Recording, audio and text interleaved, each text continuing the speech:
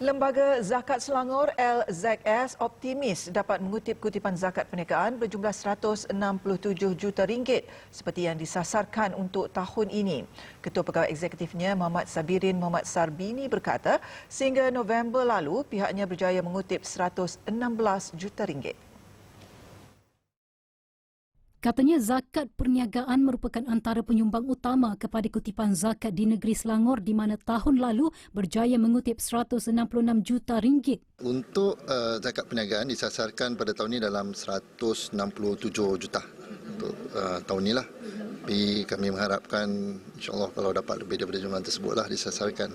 Berdasarkan anggaran umum kami dan juga sedikit daripada usaha-usaha yang telah dilaksanakan sebelum ini, kami sangat optimis InsyaAllah kami akan mendapatkan sasaran dalam 167 juta tersebut. Walau bagaimanapun kami akan meneruskan usaha untuk mencapai lebih daripada jumlah tersebut. Menurutnya lagi, jika dilihat dari segi jenis perusahaan, pembayar zakat perniagaan bermula dari sekecil-kecil penjaja tepi jalan, pemilikan persendirian, syarikat sendirian berhad, anak syarikat kerajaan negeri JLC malah peniaga dalam talian turut membayar zakat perniagaan. Beliau berkata demikian selepas Majlis Iktiraf Muzaki dan Penyerahan Zakat Imtiaz di Shah Alam.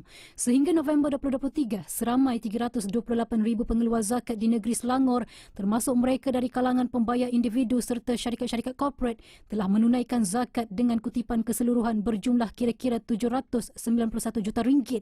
Sementara itu, pada majlis yang sama, LZS menerima zakat perniagaan daripada 35 syarikat berjumlah RM19.6 juta yang diterima oleh pengerusi LZS Tan Sri Said Anwar Jamalulail.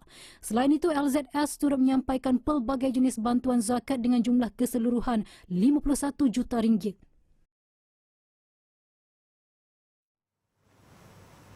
Majlis Agama Islam Negeri Sembilan Mains mewujudkan platform Rakan Biz Wakaf untuk memperkasa potensi wakaf sebagai instrumen pembangunan sosioekonomi ummah.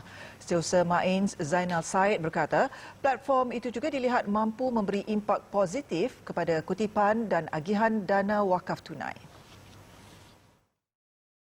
Ketika ini, Rakan Biz Wakaf telah pun disertai 13 pengusaha di sekitar Negeri Sembilan yang terdiri daripada pengusaha kedai runcit dan farmasi. Kita buka juga kepada mana-mana syarikat walaupun bukan panel di Negeri Sembilan, di Majlis Agama Islam Negeri Sembilan untuk sama-sama terlibat dalam wakaf, Rakan Biz Wakaf di Negeri Sembilan. Sebab ini adalah peluang yang dibuka oleh Majlis Agama Islam Negeri Sembilan untuk syarikat-syarikat khususnya syarikat Islam Bumi Putera ataupun syarikat milik orang Islam untuk sama-sama berwakaf dan terlibat dalam amalan jariah di peringkat Negeri Sembilan. Zainal berkata demikian selepas mewakili pengerusi Mains Datuk Seri Dr. Abdul Aziz Sheikh Abdul Kadir bagi melancarkan Rakan Biz Wakaf 2023 di Seremban.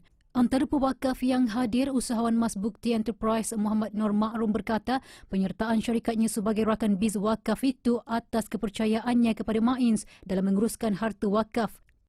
Saya menyerulah pada rakan-rakan peniaga yang di luar sana agar bersama-sama membantu wakaf biz ini. Sebab wakaf biz ini adalah untuk mereka mendirikan masjid, membantu mendirikan sekolah, membantu juga pusat-pusat kesihatan.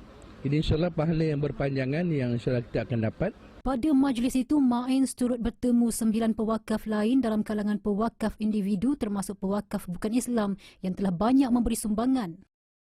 Biasa saya sedekah dekat pasar malam. Pasar malam orang yang minta sedekah tu kan. Lepas tu kadang-kadang kita bukannya setiap minggu pergi pasar malam pun. So saya fikir macam mana saya nak derma. Nak sedekah setiap bulan.